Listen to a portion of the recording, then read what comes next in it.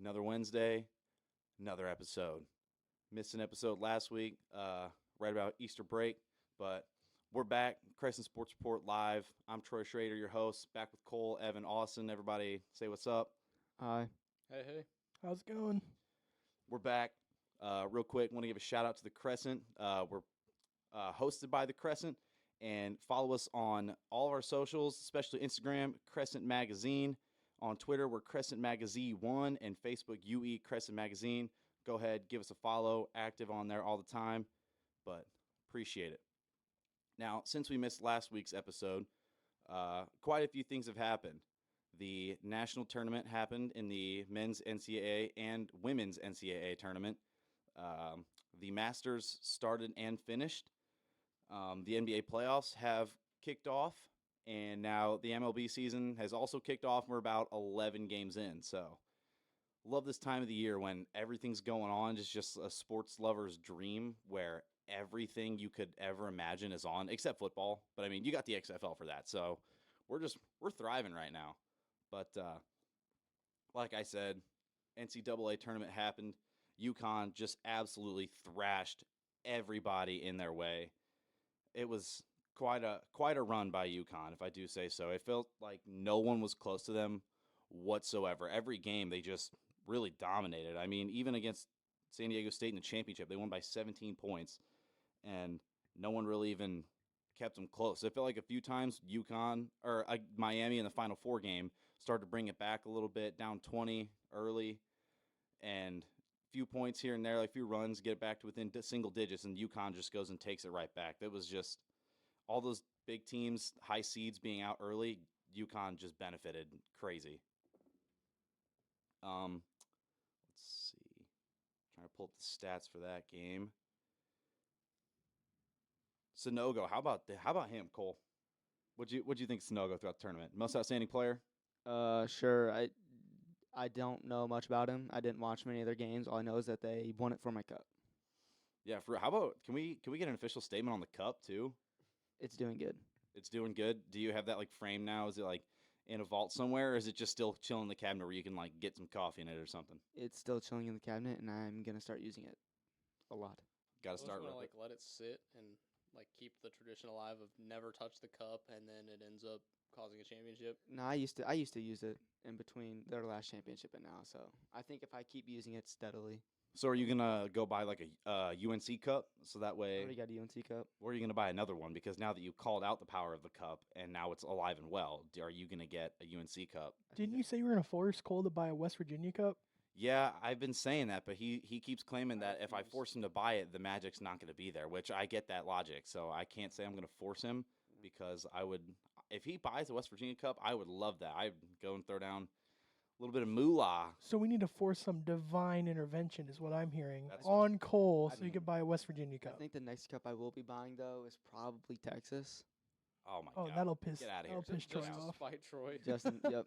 Cole will be asleep and I'll like be whispering at him like West Virginia cup, West Virginia cup. He's just like having dreams about it. He just wakes up in the morning. You know what? I think I'm gonna buy it. Set a custom alarm for him. He has to wake up to that. Yeah. Just- He wakes up to country roads. That'd be awesome.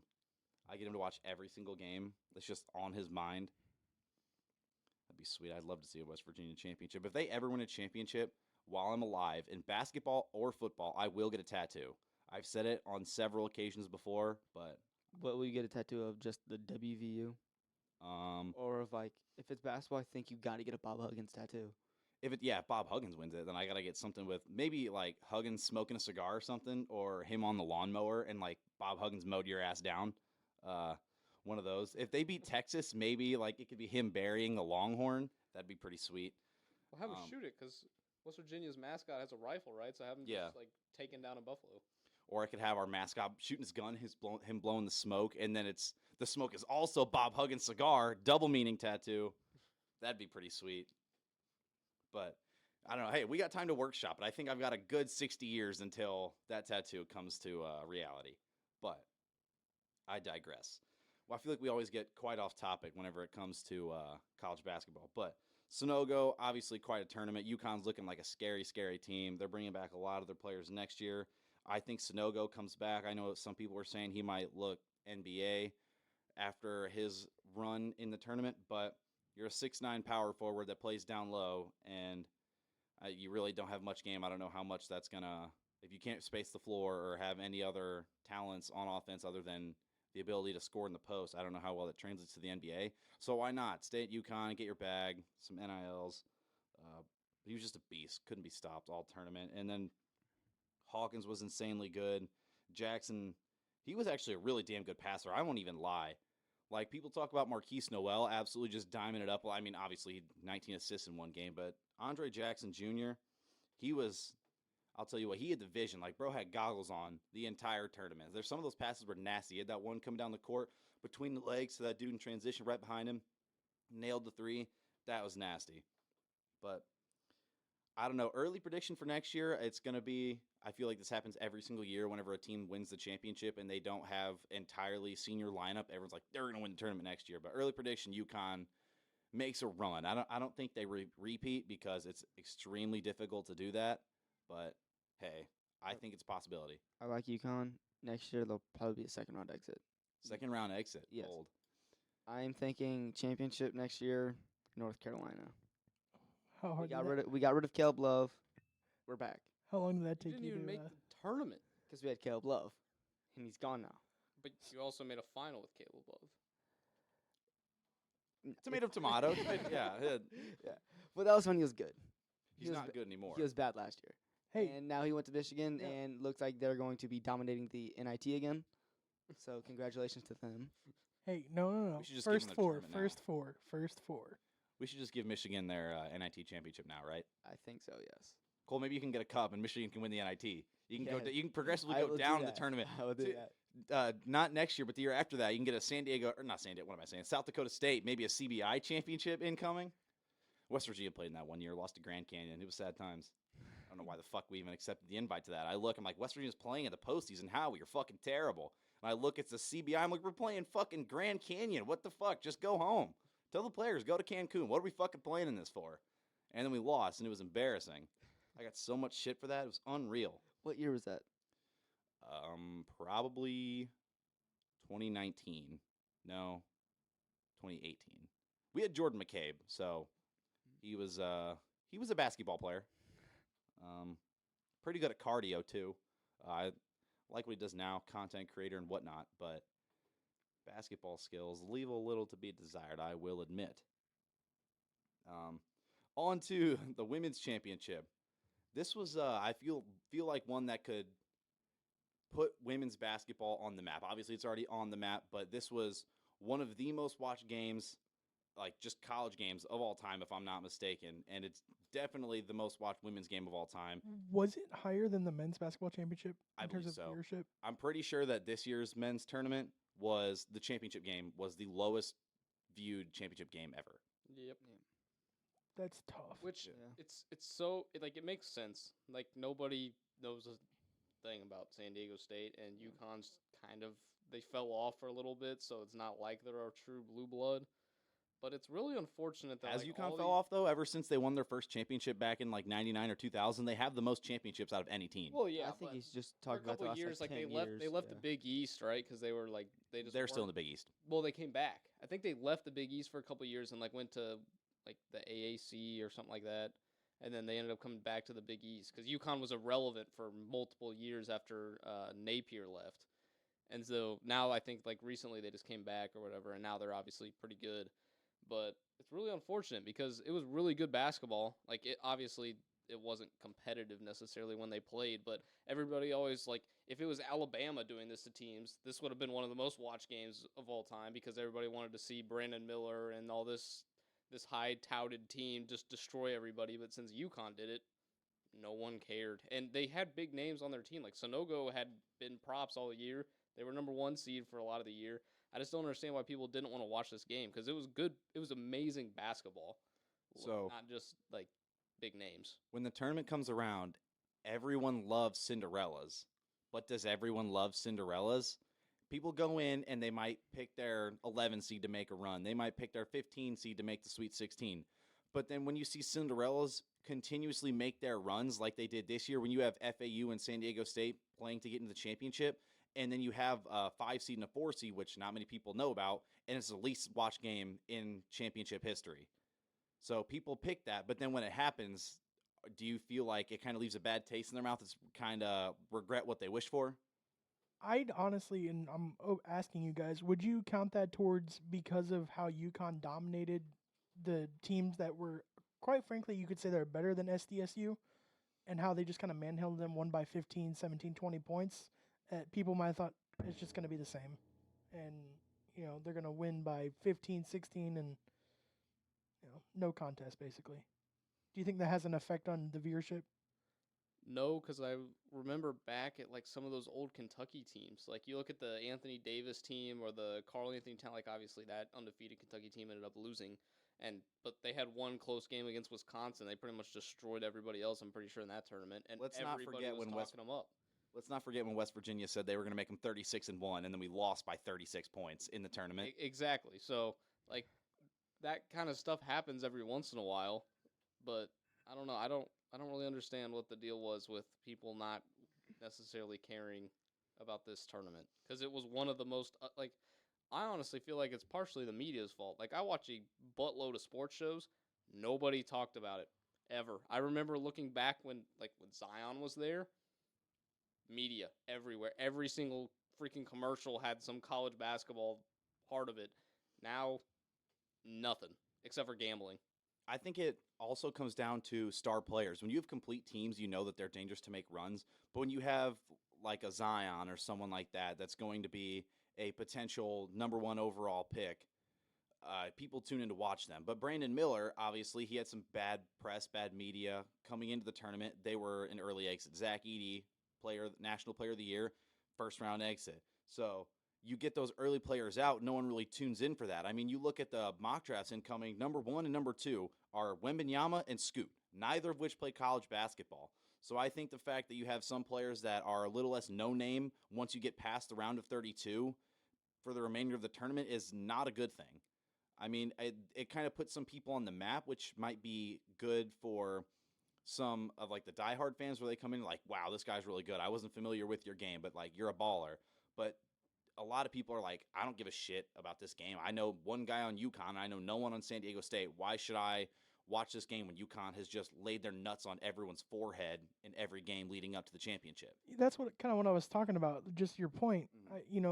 With that familiarity of not knowing anyone on the teams, and just because you obviously watch the rest of the tournament, most of the people have, and you see UConn putting up 20, 25 points, like up more than the opponent. If you don't know anyone, then you're not going to watch. That's why I brought up this whole topic. Yeah, I think that there's a good correlation there. That it was that UConn beating everyone definitely didn't help, but I think that say that there were a game like next year, the same. We have a 5 seed and a 4 seed, but these games are playing closer. I still don't know if that's going to be if it's projected to be like maybe a 1-point game where everyone's truly has no idea who's going to win, then you might get some. But if you have a 4 seed that has played really close games and a 5 seed has played really close games during the tournament, I still don't know how many people are going to watch that if there's no star players, And I don't think anyone pointed this out, but I think that's just the obvious that both teams aren't like crazy big fan bases. So like in the championship last year, you had Kansas and North Carolina, arguably the two like biggest blue bloods out there. So their viewership was like off the charts because there's so many people that genuinely like the teams that are watching, plus the like non-biased people in the middle just watching it. But this year you have that same amount of non-biased people watching, but the amount of fans is like 10% compared to what it was last year. So you're going to see a big dip in like the viewership. Well, that's what I'm saying with the media is letting them down, because Big East, no one ever watches the Big East unless you want to watch the Big East. Pac-12, no one stays up that late on the East Coast, so nobody ever watches the Pac-12, so no one's ever heard or seen anything out of them. All of those other minor, like obviously San Diego State's kind of different, I guess, but in terms of Big East teams, people don't really, everybody knows about them, like Villanova, Creighton, Xavier. Obviously, like certain teams were that good, like Seton Hall always seems like they'll make a run every once in a while, like those kinds of teams. But they never get any recognition in terms of like national media stuff. So you can't ever expect those fan bases to grow because it's basically just the people that went there or the people that live near there that are friends of those areas. So that's where I feel like the media really let down college basketball this year because they didn't try and hype it up as like a big story that we don't have blue bloods in this. Obviously, UConn I think is technically, but overall, out of the 4 teams in the Final Four, having one blue blood, I don't know. Do you think that's the simple fix? Is just having the media talk more about it? Is that the simple fix to if this happens again next year? Because we've talked about how I don't want to say these obscure teams, but these smaller teams are making runs. Like there's a good chance that this can happen again next year, where you have, two, I would say off the radar teams. I don't know again if UConn's off the radar, but you know what I mean. Is the simple fix just having the media talk about it, or is there something larger that maybe we're not noticing, or that the NCAA isn't noticing? 2 things. One, obviously, I think the media just needs to branch out and talk about, like, if you watch, like, SportsCenter, you'll never hear about any of these teams except for, like, 5 college basketball teams, and that's all you'll ever see. That it is what it is. Obviously, they have to cover literally every single sport, so you're not going to see a lot, but you listen to, like, First Take or, like, basically anything on ESPN, you never hear about any of these other teams. So, yes, the media needs to do a better job. 2, they need to do more of, like, Big 12, or the Big 10 ACC challenge. There needs to be a lot more of those kinds of things, and I think they should break up their regular season into where obviously everybody does like the Maui or the Atlantis, all that kind of stuff at the beginning. So then you can see all these teams. Like it was awesome to see Purdue play Duke and Gonzaga. We never played Duke and Gonzaga, so that was a really cool thing to see. Or like when you go to Maui, you could see teams from like literally all 5 power conferences and maybe a couple other ones that still put up a big fight. And it's just being able to see them play a couple times, and then when you get to the tournament, you're like, oh. I remember watching them playing that game at the beginning, and they put up a fight against like a 2 seed. Like, I kind of let's see what they do. And like you may in your bracket, you'll pick them to have an upset because you're like, hey, they won the battle for Atlantis this year. Like this team might be legit later on. I don't know. So they're like I feel like they should almost put in more of those kinds of cross conference things so that like obviously the big SEC, the big ACC, the Big 10, the Big 12. Those kinds of conferences, they don't see a lot of these other teams ever. So if they had more, especially the West Coast teams, so trying to get more of those interconference play things, I feel like it'd be a lot better because you just see them play, and there could be kind of weird rivalries that get made, and then all of a sudden those teams matter to a lot more people. Would you just have that on like one weekend, or would you actually like have, I don't want to say multiple, but like have them more spread out throughout the season? Because I think was the Big 12 SEC like the week before conference play? Yes. So like, dumb idea. Would you have it in the middle of conference play? Just kind of a. So I'd still do the normal the Big 10 ACC thing right before the season starts, but then maybe like halfway through the season, every team plays in every conference plays a team from a different conference just randomly, and you just throw that in the midst of interconference play just because why not? I mean, it'd be cool to see kind of some of these teams that never play each other. And I mean, you can get, like, obviously they do like the Michigan State, Kentucky, Duke, Kansas thing at the beginning of the year. So you may see a lot of like those big name schools that just unfortunately never happen to meet each other in tournaments. They can start playing each other more. And so you can start bringing, like, UConn should be in something like that, where everybody's tuned in to watch, and UConn should be put on the national stage, and they just weren't all year. So that's like teams like that are maybe even bigger name schools but are in lesser name conferences. It just helps brand them a little bit better because they're just smaller conferences and can't do the branding themselves necessarily. I have 2 things. One, to Austin's question earlier about would the media coverage fix it, and the second one about Evan's point to the challenges. I'll start with the challenges first. I think that they need to, I think Evan said this, but they need to branch out more. Every year you see the Big 12 SEC, you see Big 10 ACC, you see the Power 5 conferences competing it, and that's it. Like, I think we need to get the American Athletic Conference in there, like get the AAC, and you get the Mountain West, you get the Pac-12, you get the Big East. You get some conferences that are more mid-major or group of 5. Like, maybe they do one already, but if I'm like a really big college basketball fan and I don't know that this goes on and it does, that's a problem in and of itself. They have to promote that more. But then if you can get possibly like a Big 12 versus Mountain West challenge, like, yeah, the Big 12 is probably going to smoke the Mountain West, but like that gets some of the Mountain West teams some exposure. So you have a really good team that might be like a 6 seed, or you might have like San Diego State this year, they're a 5 seed. Maybe they play Kansas. Sure, they might not play Kansas to the closest game, but you're going to have people that tune into that. We're like, oh, hey, this might have some tournament implications. But I think that they need to get that out there more and have just more diversity and just more quantity. I think that if you do 2 or 3 conference challenges a year, it's not really changing anything. I mean, you already play 15 some odd out of conference games. So what's the problem if you're just one of those games, instead of playing UAB, you're playing just a conference tournament or a conference cross up or whatever. So then back to your point about Austin, about the media viewers, I think we're kind of something happened in the past that we're kind of seeing the consequences of that now. Back when UConn played Kentucky in 2014, they drew 21.2 million viewers, which is not bad, but it was down 10% from the year before that, back whenever they, I believe, were 6 and 7 seeds playing in the championship. I think if you promote that game, like you see seeds like that and you're like, oh shit, this is like a truly no one expected it, what's going to win? Like you can promote that as a what's going to happen, because that was a 6-point game. Like you truly did not know what was going to happen when that game goes on. So then when you see teams playing in big markets like that, big games, you create fans that way. So UConn 9 years ago, they're playing the championship, win the game. You promote a little bit more. You get kids that are watching their first basketball games. You get kids or adults that don't really know what they're doing. You get kids that are buying cups. If you promote that more, you might be like some 10-year-old kids like, oh, I don't really watch college basketball. Let me watch it now. UConn wins a championship. I'm a UConn fan. 9 years down the road, UConn has a bigger fan base. They're playing in the championship again. And now it's not guaranteed that a team San Diego State makes the championship, they lose. So they try to promote San Diego State. There's no guarantee San Diego State ever makes it to the championship again. But I think that's something, it's a marketing opportunity that you can't not capitalize on. Like, how are you going to be like, oh, this team made the championship, but who gives a shit? Like, it's probably not going to happen, but like, what happens if it does? Then you have a team that's a sleeper making the tournament, and no one knows anything about them year after year after year, and they just don't get the recognition that they deserve.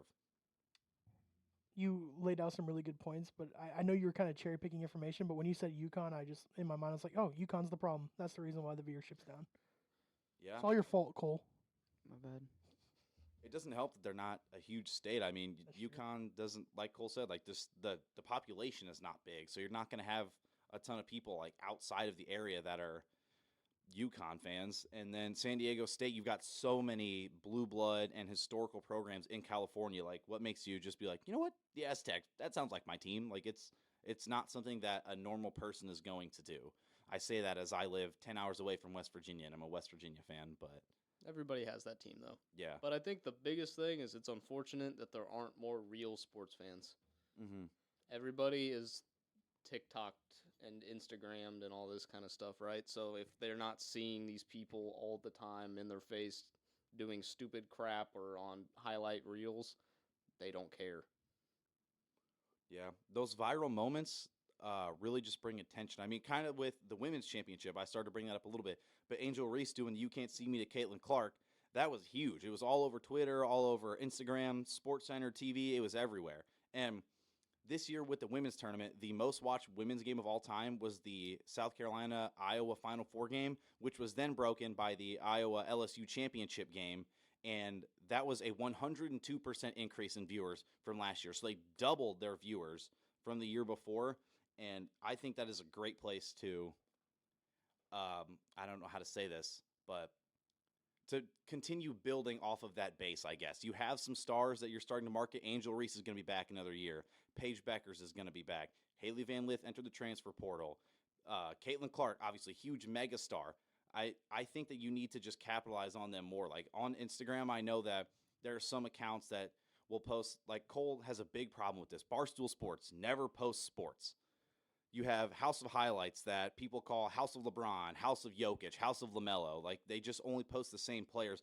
I think if you diversify what they're posting, you get broader fan bases for certain players. Like Caitlin Clark last year, I saw a stat line of a game of hers when she went crazy. I'm like, wow, this Caitlin Clark girl's pretty good, so I'm going to watch one of her games. I watch, she dominated. I'm like, holy shit, she is good.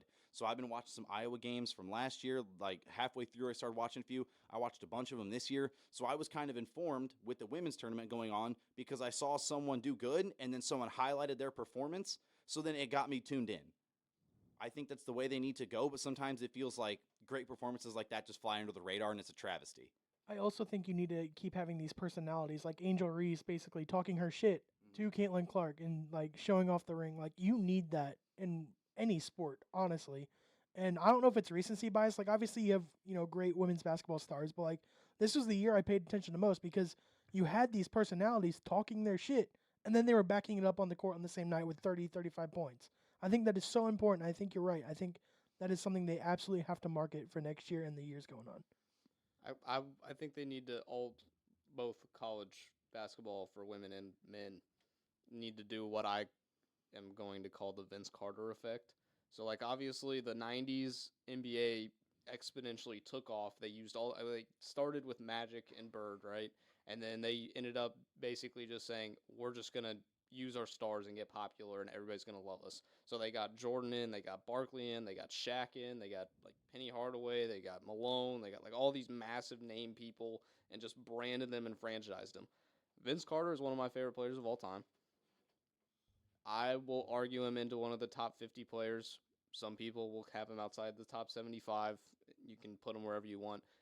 Really amazing, great player, but really only had a couple years and was really only relevant for a couple years. But because of the dunk contest he had and because of his just dunking ability, he became an absolute superstar, and everybody knows who Vince Carter is. I would say big basketball fans know Tracy McGrady better than Vince because Tracy was probably better than Vince Carter. Average basketball fans probably don't really know who Tracy McGrady is. They probably know who Vince Carter is just because of that enormous ability to brand and franchise a person based off of highlights and exposure to just seeing him everywhere. Every time anybody watch greatest basketball highlights of all time, they see Vince Carter dunking over a 7-footer. Like not dunking on, dunking over, jumping over a 7-foot dude. So like you said with Caitlin Clark, all of these media pages talked about Caitlin Clark a bit. Everybody's like, oh, okay, so she dropped 40 points in a game. Cool. I guess I'll watch her, see what she does next time. She drops 36 with 12 and 10 or something like that, and everybody's like, oh my gosh, this chick's amazing. And so there's like stuff like that. So that's where with like obviously women are starting to kind of figure that out, but the men basically only do it with their top dogs. And they need to really try and work on getting some of these other guys that are really good on smaller teams and just figure out a way to somehow market and franchise them a little bit better. And then before I'm done, if Caitlin Clark doesn't get like a signature shoe deal the minute she gets out of like college, something's wrong because she is going to literally make women's basketball for little girls be unbelievably different. I don't really watch women's basketball. Like I started with Caitlin Clark, and I'm 1,000,000%. The second Caitlin Clark is drafted, I am buying her jersey. If she gets a shoe deal, hell, I might buy some shoes down the road. I mean, I play a decent amount of pickup basketball, and I just got some shoes recently. But if I have any sort of need for basketball shoes, and Caitlin Clark has a signature line, you better bet your ass that I will buy those shoes. And to your point, Evan, I think that one way to get more viewers in men's outside of the top 15 teams and women's just really to that in general. You talked about ESPN. They have to cover every sport. You look at, like I said, House of Highlights brought them up earlier. What's stopping all of these accounts and mega brands from just kind of segmenting their profile where they have a House of Highlights NCAA basketball, House of Highlights NCAA football, House of Highlights women's basketball, or Sports Center women's basketball. Like they have ESPNW, and that's all women's sports. But say you get ESPN college basketball, and they start posting about the top 15 teams, which they already do, but then because it's only college basketball, you're not posting about the NFL or the MLB or MLS or NHL, all this other stuff. You post about the teams that might not get the recognition. You look at the women's tournament and the women's basketball. You promote that a little bit more. I think that that's going to get more eyes on it rather than just you posting one stat line randomly from a girl who goes crazy and then being like, okay, now we got to go back to NFL and all these other sports. If you get it dedicated to each specific sport or each specific brand, then I think that that's going to help tremendously because people are like, oh, I love House of Highlights. Let me just follow other pages. And then you have diehard fans that are like, I watch college basketball and I see a decent amount of it, but I could stand to see some more. Let me follow this account. I'll see everything college basketball. I'll see everything women's college basketball. You're going to see so much of it, and it's going to highlight so much more that deserves to be highlighted. I think the biggest way that they should do this, and I watch PTI a lot. I love Kornheiser and Wilbon. Like those two are OGs. They're class. They're phenomenal. They bring on Jay Billis a decent amount for their 5 Good Minutes section. He is a massive name in college basketball. Everybody knows he knows what he's talking about. And they always ask him, about like one game, what they think, and then basically about one of the top 5 teams and what he thinks about them. If they need to start, every program needs to start bringing in guys like Dick Vitale, Jay Billis, those kinds of things, even if it's just for a couple minutes on SportsCenter, all across all the different platforms, and ask them, what are 5 under the radar teams? Just get their names out there. Put them out there. Let them talk about, hey, they got this really good guy that does this, that, and the other. Keep an eye on them. Get ready for them for the tournament. When people start making their brackets, everybody's going to be like, oh, Jay Billis mentioned to them. He said that that's a team that might, like, obviously everybody right before, as the brackets are being made, all the guys on the show are basically saying, oh, yeah, this is going to be my big upset. These guys have been great. Start doing that during the year so that people might hear them during the year. Maybe they see that it's just on at 12 at night, and they're like, yeah, I guess I'll just turn this on. Yeah, I heard someone saying this. All of a sudden, they watch them play once. Maybe they play a really cool game, and I'm like, huh, okay. So then now you get down the road. All of a sudden, maybe instead of caring about 3 teams going into the bracket, you care about 11 teams. Or you at least want to see 11 teams play because you sort of watched them or you heard about them, and you just remember somebody saying, hey, keep an eye, this team that might fly under the radar this year. And all of a sudden now, if someone did that with San Diego State at the beginning of the year, because I never heard anything about San Diego State at the beginning of the year. If they had been doing that, then I would have been like, huh, what if they beat Alabama? Because like everybody was saying that Charleston's going to be their massive upset, and look out for Charleston. We had all 12s Yeah, winning yeah. in the first round. Yeah, so, and nobody had that, but maybe a bunch of people could have been like, what if they beat Alabama? And then they beat Alabama, and then all of a sudden San Diego State is the talk of the entire tournament, alongside with UConn, who's dominating everybody, and it completely changes how people look at this bracket in this tournament. So, I don't know, that's one thing that I feel like they should try to implement a little bit more. And I think that fixes, I don't want to say completely fixes, but it helps the whole media problem at the championship. Because if you have these 2 stories, in the Sweet 16, you're obviously going to keep talking about them like, oh, you have a team that's beat Alabama. We've been talking about them all year long. And then you have UConn, who's just been dominating. You combine those together at the championship, that absolutely fixes your problem, or the problem that we had this year. And it could fix viewership problems as well. And then if you have those big guys like Jay Billis, and he comes on, like Evan said, in January, and is like, watch out for San Diego State. They're an under-the-radar team. They beat Alabama. Everyone loves a good callback. They love predictions that come true. Jay Billis calls, you know what, I think San Diego State's going to make a run. They end up making the Elite Eight, the Final Four, the championship. He can post that, like, look what I called. A lot of people follow Jay Billis. A lot of people see, they're like, oh, okay, Jay Billis was right. And then that sets it up for next year where Jay Billis can start calling out these teams and then bring attention to that. I think another way that this could be used for all sports that are struggling in viewership. Cole, I think you and I have had a conversation about it before. What is stopping professional sports, or just any sports from that matter, from capitalizing on the viewership that you could gain from sports betting? I think college is scared because betting on kids is a difficult thing. Again, you said professional sports leagues, so like all that kind of stuff completely different, but at least in terms of college, that's a very, very touchy subject that people are putting lump sums of money on kids, and it's like, I mean, kids are getting death threats for not performing well in games and that kind of, so like obviously you don't really want to, as a professional athlete, it kind of comes with it. It happens a little bit to college guys, but with the explosion of sports betting, I think a lot of people are a little nervous and tentative about trying to exploit their product through gambling, because it can also bring a lot of very bad detriment things. The simple answer too is just waiting for all the states to pass laws that allow it. That is technically the simple answer, but I think Evan brings up a good point. I just lost my train of thought, so never mind. I think that you could possibly, like, if this gets legalized and you have a way to use this, I think one way that it could be used is, say, WNBA.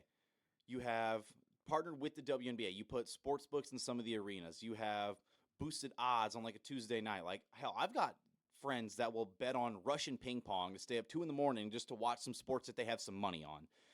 You know damn good and well that they're watching ping pong. They'll stay up to watch some basketball. You put on the women's NBA, and you have a sports book in the arena, and they'll do an odds boost. Maybe like, oh, yeah, bet a 3-leg parlay and get 1.25 times odds boost or something like that. Or you have a team that will partner with a specific sports book, and then it'll be like, this team scores 80 points in one game, get boosted odds on the over for their next game or something like that. You start putting money down, you get boosted odds. You're like, I got money in this game, let me tune in.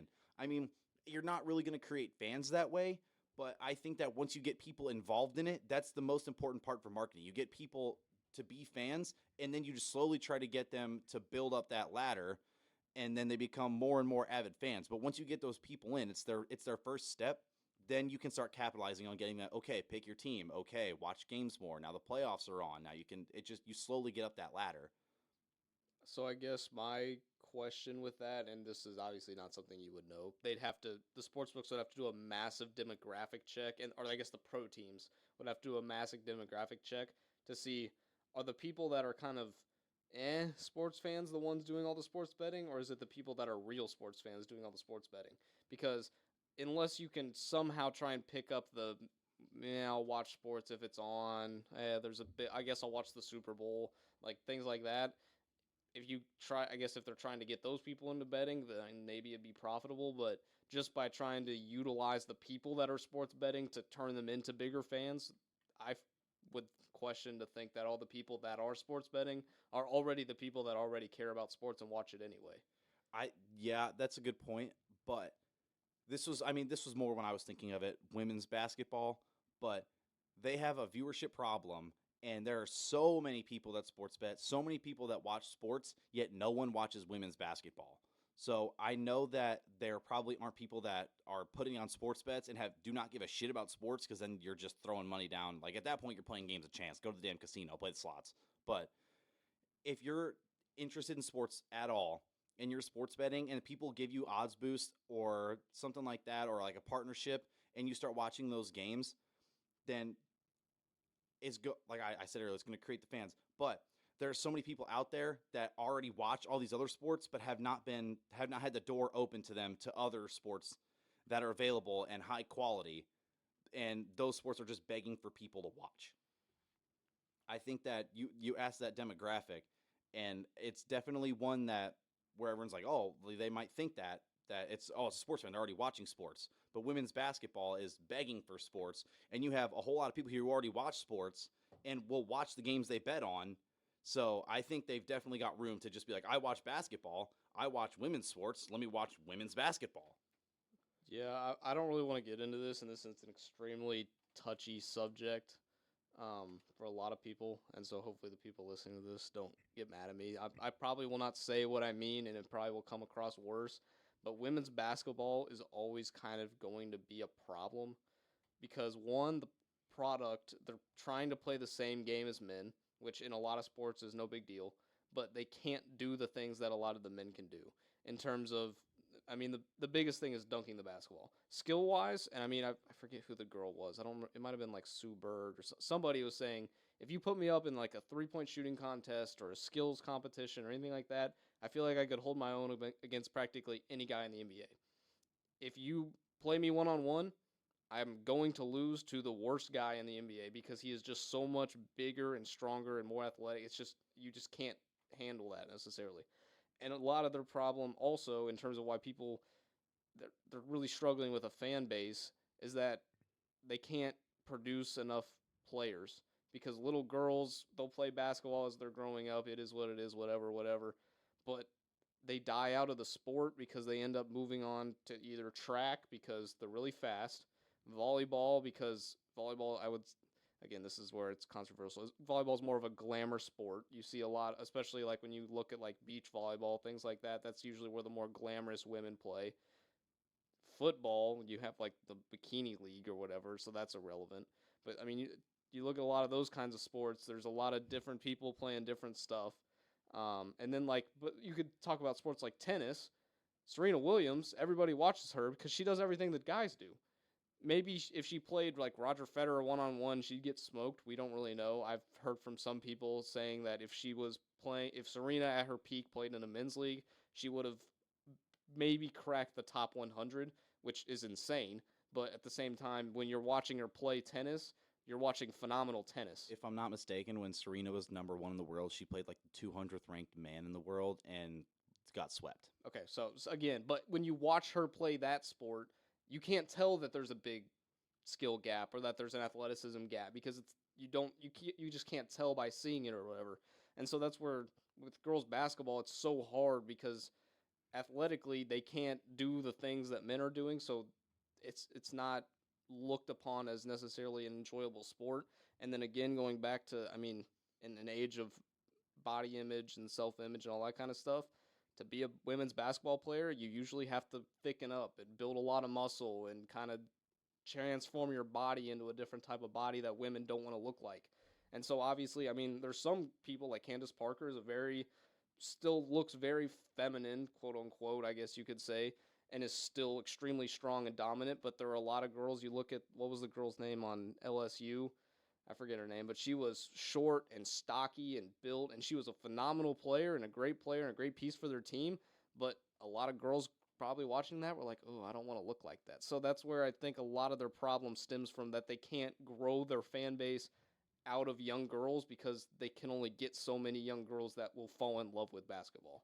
I think the fact that we have so many stars in women's college basketball right now that are going to be playing in the WNBA shortly is huge, because when you look at it, like, the WNBA was formed probably 25 years ago. Like, it's not been around long whatsoever. So the amount of superstars that have been there and have been household names are few and far between. But you start, like those girls I named off earlier, they start getting to the league, you're going to have those positive role models. Like Evan said, you have girls that are getting out of basketball quickly.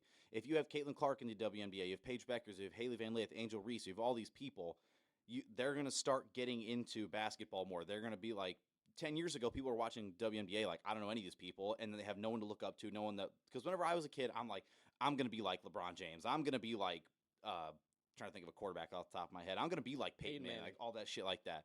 But as a little girl, you're not. I mean, I wasn't a little girl, so I mean, I can't like say exactly what they're thinking. Would you honestly say like the only one would be Serena Williams or Venus Williams? I mean, I don't know. I don't know if there's really anyone that was. Yeah. I don't know if there's anyone that was really on that level though. Like when you think of women's athletes, though, like if you ask people to name like their like the top 3 women athletes that come to their minds, Venus and Serena, I feel like have got to be 1 and 2.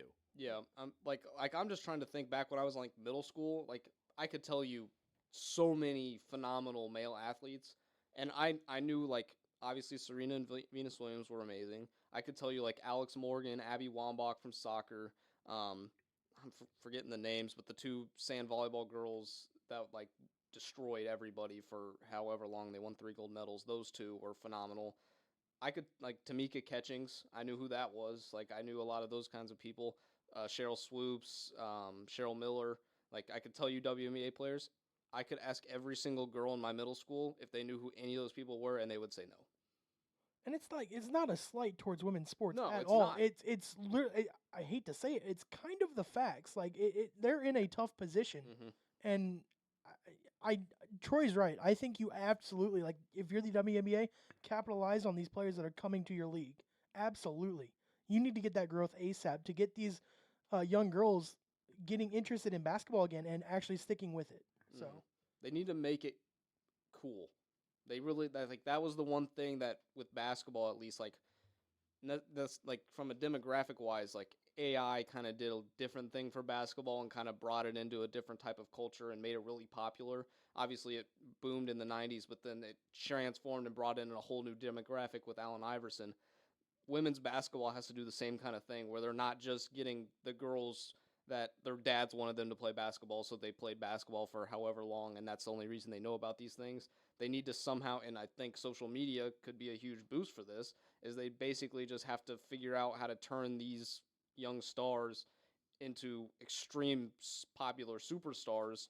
Obviously, they'll probably never get to the point of like a LeBron or a Steph, but enough to where these young girls will at least see them constantly and then hopefully idolize them into wanting to play like that and be like that and be able to do those kinds of things. So you brought up Steph. Do you think that the way Steph has changed basketball as a whole was a good thing for women's basketball? Because you talked about how before that it was a lot of athleticism, a lot of dunks, but now you see people like Caitlin Clark plays very similarly to Steph Curry, and then you watch Caitlin Clark, you're like, holy shit, she is good. So Caitlin Clark becomes a superstar. Little girls start to look up to her. They start to play basketball like her. 3-pointers become cool. And then that's, like you said, that's where people, like, it's cool to play basketball then. People are like, okay, I'm going to get into this. Steph Curry kind of paved that way, though, no? Like, is anyone disagreeing with that? No. No. The only thing I can say in that scenario, though, is, like, obviously Steph going off for 40 points, hitting 10 threes. Everybody's like, oh, that's awesome. That's Steph. The majority of the league still, though, or the guys are still the guys that are throwing down posters on people, or at least beyond the main stars. The only other people that get, like, I think of like Blake Griffin. Blake Griffin was never really an insane star. I mean, you could kind of even make the case for Dwight Howard at one point, like kind of guys like that weren't those top dogs up there with LeBron, Kobe, all them, but because they could do these insane athleticism things, they got publicized because of that. Whereas you look at like a Kyle Korver, like, I mean, I compare like Vince or Blake Griffin and Kyle Korver. Obviously, Blake Griffin was a much better basketball player, but each of them had a niche. Blake Griffin was not really a defender. He was literally just a lob, dunk, rebounding threat. Kyle Korver was one of the greatest three-point shooters of all time. If I walked out on the street and asked people who was better, or even which of these two guys do you know, they're going to say Blake Griffin. I don't know, though. I mean, Jokic just won MVP 2 years in a row, and fuck, I'm built like Nikola Jokic. Like, shit. This guy runs like the fifth grader who went through his awkward growing phase, and they're like, he's still trying to grow into his body. Like, this guy looks uncoordinated as hell. Luka Doncic is the next up-and-coming superstar. He already is a superstar. And they're probably, if you polled the league, they're probably bottom 10th percentile in athleticism. And they're two of the most well-known, best players in the NBA right now. I think that the game is changing, and it's going to allow for a lot more different types of players to be good. But the thing is, you just named two overseas foreign guys. That's where I feel like that's a lot of their popularity too, though. That's fair, but I mean, hell, foreign players are growing in popularity. If you look at the top 3 best players in the NBA right now, like, there is an argument that the top 3 are all foreign, being those two and Giannis. And then Embiid. And Embiid. Shit, Embiid's probably going to win the MVP this year. Embiid's probably the best. So to that point, though, I will say if you look, the best players that aren't the athletic dudes are absolutely insane at everything else. And so that's where, obviously, like, if you gotta, like, even young people can figure this out. Oh, I'm not the most athletic guy on the team, and I can see that these guys are having success, but there's so few of them. There's just not, like, a lot of unless if you don't want to absolutely be an absolute skills stud without athleticism, you're gonna end up being like a Tyler Hansbrough, where you just have to be a big dude, which is also getting phased out of the NBA. Or you have to be extremely, extremely active on defense and extremely loudmouth. Like, I'm thinking you got to be like a Pat Bev or like a Dylan Brooks or a Jose Alvarado, like dudes that do just play defense and then are super fucking mouthy about it. So that way you see them on social media, you see them talking trash in these games, getting teed up all the time. Those are the types of guys that get that notoriety. But like I to Evan's point, I mean, he's not wrong. You have Jokic and Luka, they're the top 2 players in the league. After that, there's a drop-off. No one else plays like them, and people know who they are. To your point about Dylan Brooks and Pat Bev, does the NBA want to prioritize being like those two kinds of guys? Because I'm not going to lie, I worked at a basketball facility and watched a lot of elementary school basketball, and these kids are complaining and whining and pushing each other and talking crap and all this kind of stuff, and they're not even trying. They're like out there just to shoot threes and not care about any other aspect of the game, but trying to either A, look cool, or B, complain because they didn't get their way. So that's where I'm worried that I guess the integrity of basketball would be in trouble if you started prioritizing, well, if you can't be one of these good guys, just be an absolute menace that nobody likes and you're just kind of a bitch on the court. So that's also not really a good thing. You need to have a couple of them. You need to have Draymond Greens. You need to have guys like that. You need to have Bill Lambiers, although he was still super talented. But you need to have guys like that. But if the whole, you're kind of seeing it now, if the whole league kind of turns into a bunch of bitches, obviously it's not showing this year. They had like record ticket sales, but at some point it's going to hurt the basketball. And I'm not going to lie, I watched the Hawks game. The Heat, honestly, I mean, the Hawks won, but it's because of how bad of basketball was being played. It looked horrible. The Timberwolves-Lakers game was a little bit better, but that Hawks-Heat game, there was no defense played at all. Like, the Hawks scored a bunch of points and won because they basically, one guy was wide open on every single play. And it wasn't even like drive and kick stuff. It was just messed up defensive rotations, guys gambling for steals. It was like just horrible, no fundamentals, the most non-Eric Spoelstra coach team thing in the world. Like Udonis Haslam's on the bench, like about ready to kill somebody. Like It was so bad. I feel like the games yesterday are really going against the argument of having play-in teams Yeah, because they were not It great was yesterday. horrible basketball. Like, I didn't watch any of it because I'm not an NBA fan, but like Twitter was telling me enough about how. I mean, I saw that the Timberwolves had a lead, and then they just decided to stop playing offense for the last half. And So overtime. I have theories in both games. First theory was the Heat just aren't that good. Jimmy Butler is very good, but I feel like he's maybe just getting tired of trying to carry this team because Spoelstra, I feel like, has kind of lost the team, which is very weird, especially an organization owned by Pat Riley, but it's a weird Heat team. It's built weird, but again, that's kind of not really the point.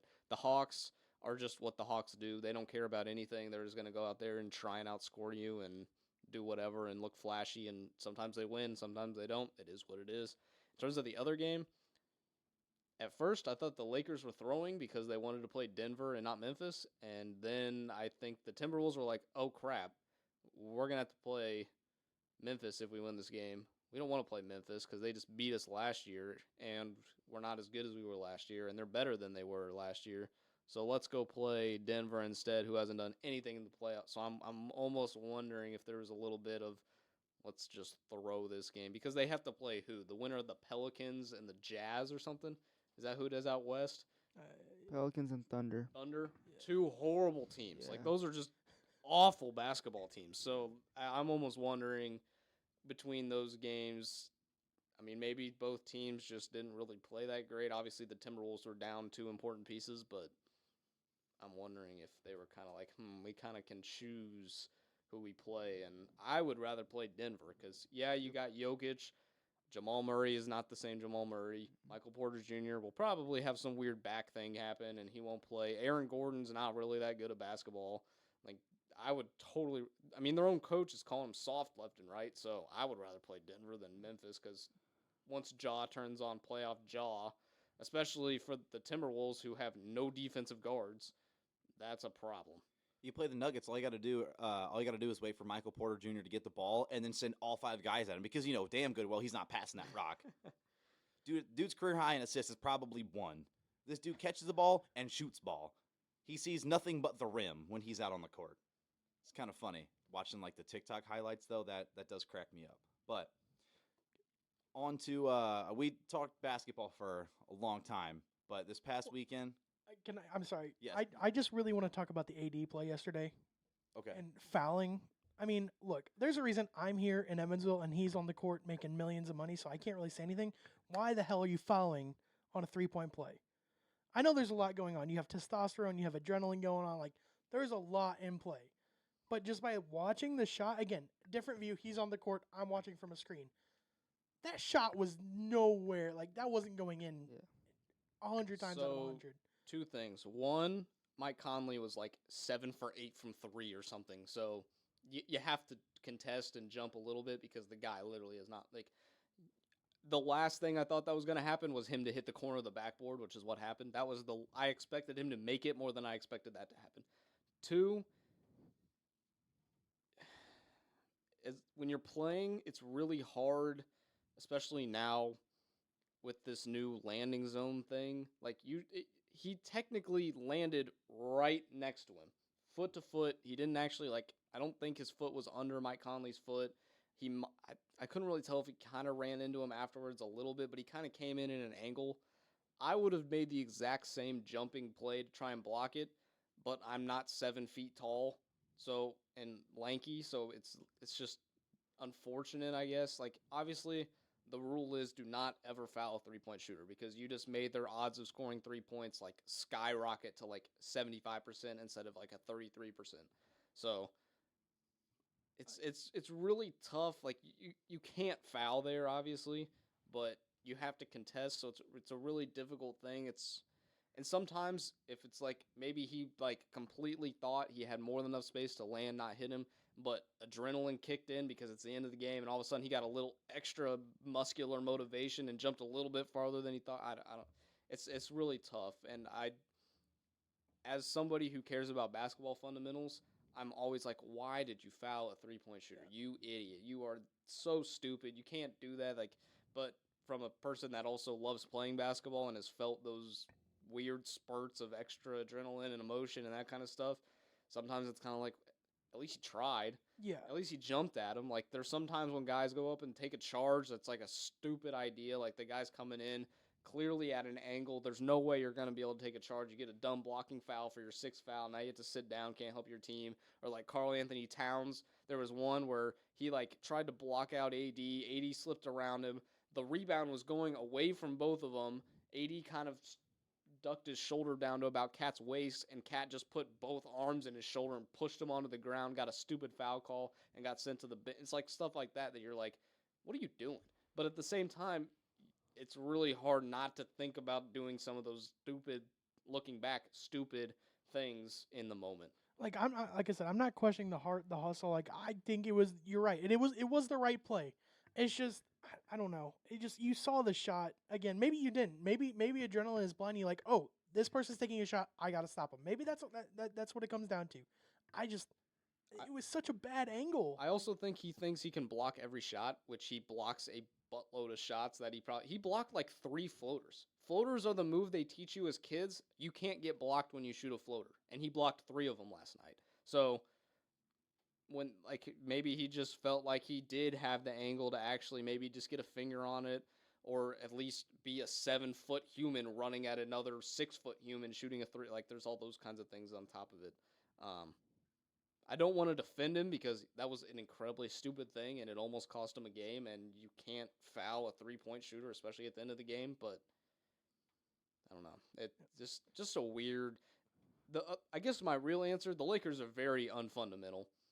They do a lot of dumb crap. LeBron was literally just like running into the paint and just throwing the ball over his shoulder, and it just lands in a Minnesota guy's hands. Like Darvin Ham, I think, is probably a great coach. He's probably the worst coach for the Lakers because A, he's new, and B, he's playing or coaching a bunch of veterans that know how to play, don't really need a coach, and aren't going to listen to anything he says anyway. Sorry, Troy. I just want to talk about that before we moved on. That's fair. But production note, this happened in an earlier episode, but file size too large. We're splitting this into 2 episodes. So episode 4.5 will be out approximately 5 minutes after this one. Appreciate you guys listening and sticking with us.